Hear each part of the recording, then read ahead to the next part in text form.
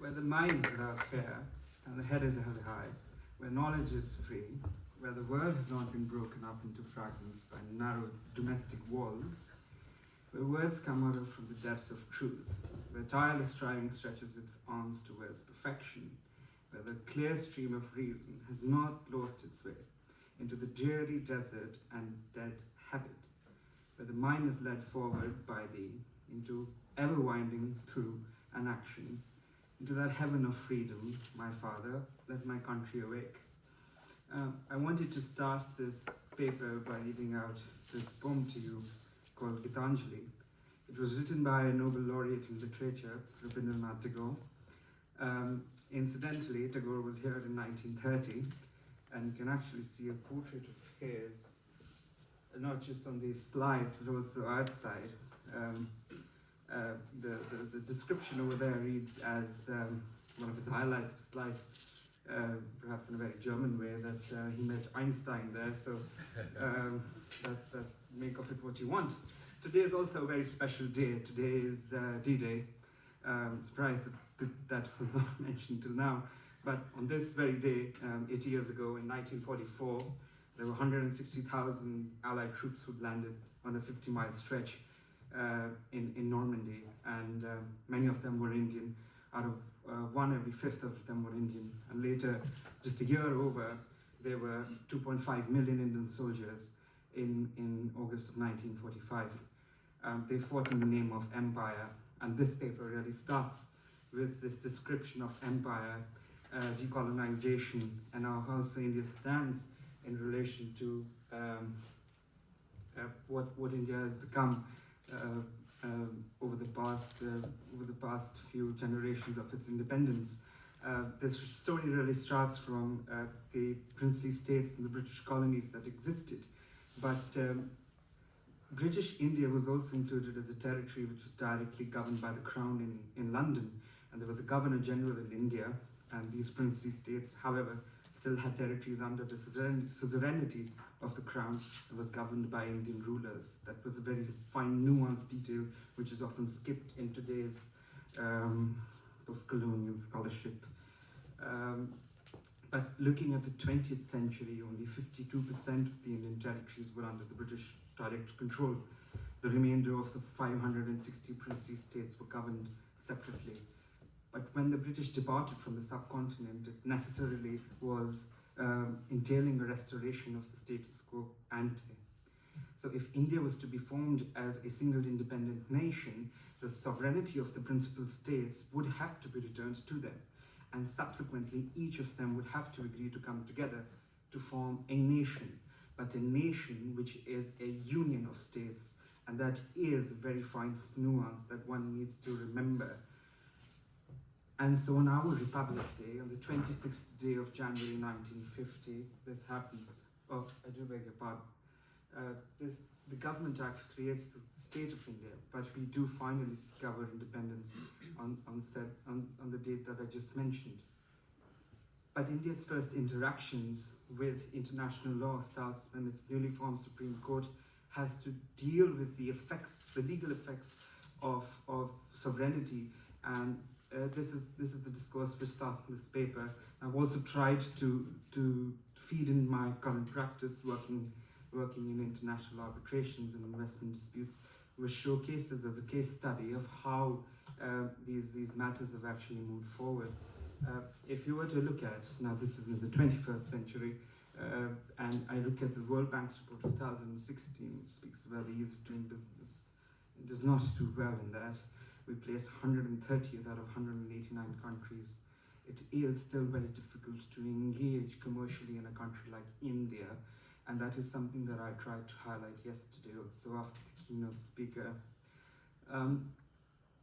Now, when it comes to things like bilateral investment treaties in India, this is a significant problem because India has now scrapped all its bilateral investment treaties and has now returned to becoming something of a closed nation which holds its sovereignty quite tightly in its palms. But there are also judicial delays by the government of India that have left the claimant unable to enforce any sort of awards rendered by the International Commercial Chamber in Paris or even others across the international arbitration spectrum. But you must remember that when you're actually looking at investment disputes, you need to understand the rationale of that. And a rather interesting example of that is Lord Panic of the English system in his Machiavellian expert opinion on a rather interesting topic of allowing female members in an English club. He said, he quotes Lord Mance, another leading English figure, and he says that while determining the rationale of a contract or of anything that's related to such matters, you must determine what the parties meant by the language used, which involves ascertaining what a reasonable person would have understood by what the parties have meant. There are also relevant procedures that are laid down, which is what is related to.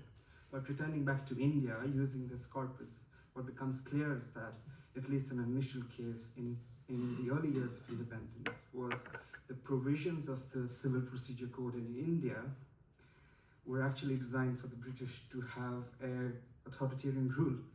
And then that was in clear contrast to the ICCPR. And one such matter detailed a discussion on Article 11 of the Convention that said that no person shall be imprisoned merely on grounds of inability to fulfill a contractual obligation. Now, Justice Krishna Iyer, who is, to put it in terms which perhaps everybody here would understand, is in some sense the Judge Jessup of India, very high standing, had a lot of moral rigor, and was known for his forthright opinions. And he said, and I quote here, "International conventional law must go through the process of transformation into municipal law before the international treaty can be internal law." So India, until very recently, perhaps even now, continues to follow this dualist approach of international law. There are other cases as well which follow such a procedure. And this matter, specifically of human rights, continues to be one of those factors which require deeper study as well. And you see this in other areas such as investment treaties as well. And here's just a list of features that one has to keep in mind when you're actually planning to have an investment procedure in a country like India. Now, I don't want to invest too much time on these because I do know that time is short and chair is chair. So I do want to look at this, and this is the beating heart of the paper, because the claims that are made in these arbitral tribunals specifically and perhaps only against India, but India has to be the respondent, created in 2016 a model bilateral investment treaty model. That's because the Indian procedure was rather slow. It was rather verbose as well. But pursuing a legal claim against plausibility, which was flowing from the domestic courts, again, does not entirely represent the infringement of the sovereignty principle vis-a-vis India. Foreign investors were merely exercising the right against unlawful indirect expropriation, which is what the Supreme Court's decisions in a matter that I can discuss later, it finds that the genesis, the minimum standard of treatment of aliens, is something that is enshrined in principles of international law. But be that as it may, different countries, or even developed countries, have in the recent past begun to look at extensive reviews of their bilateral investment treaties. And perhaps an example of that is the India-EU bilateral investment treaty that has been signed recently. However, the Indian government has also taken a very strong stance on absolute regulatory performances of foreign investments. This is indeed a problematic approach and demonstrates the form of international law and the BITs that contribute to this downright anachronism given to the principle of sovereignty, which has undergone, at least from a relative sense, a new reality. Now, now this is bread and butter for me. How do we actually deal with something like this? Because as one of my professors says, Professor Prabhash Ranjan, who's a leading figure on international investment claims, especially in India, that India is moving to an extreme position on bilateral treaties. And he says, and I quote him here, "thrown the baby out of the bathwater." So that remains a perspective of how we can actually understand what India stands for and how India is proceeding towards these claims. Awards in India, it is not all that dark. awards in India under the New York Convention and the Geneva Protocols are enforceable in India. But the varying decrees and the non-conventions awards are not enforceable. But India has something rather interesting. It has a concept of reciprocating treaties.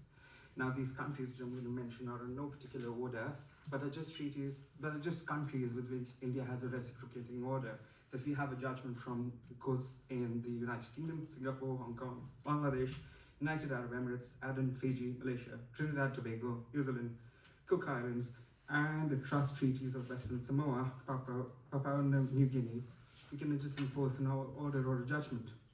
But if you come from a country which does not have a reciprocating status with India, to quote Professor Michael Byers, the game is afoot. Sir Arthur Conan Doyle. Now, that has been, in some sense, the situation with India. Now, over the past 2 days, it has also chosen to allow the BJP to stay in power. The situation in India, at least in terms of the law and the independence of the law, is in dire straits.